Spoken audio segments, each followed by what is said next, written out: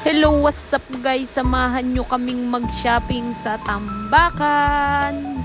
Let's G! Arp! At ari na nga, sinamahan ko ang aking mga kapitbahay at sila daw ay nagkikrave din sa kawali. Ba't gayon? Sa kawali na nagkikrave dati, isang manghuwan lang at mangga eh.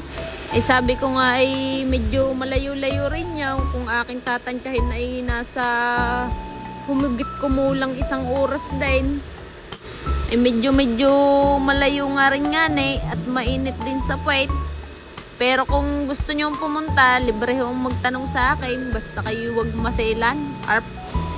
At nakarating nga kami after 2 days. Sobra sa 2 days. Sabi ko nga kami kanya-kanya ng pili. Bahala na kayong mamili kung alin ang gusto nyo at matipuan yung kawali. Siyempre ako'y bida-bida, veterans na sa pagpili. Yung gano'n may linggo-linggong nabalik ako din eh. Kung hindi nyo na itatanong, ang dami ko na rin napadala na rin sa Pilipinas. Eh, pagkakatuwa ng inay.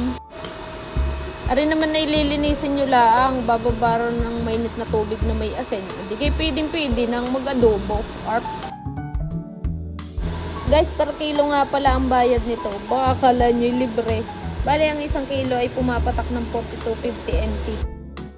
Kaya sa mga nagkikrave po ng kawali dyan na walang budget at gustong magpabagahe, message nyo lang po ako, PM ko sa inyo ang address. Arp.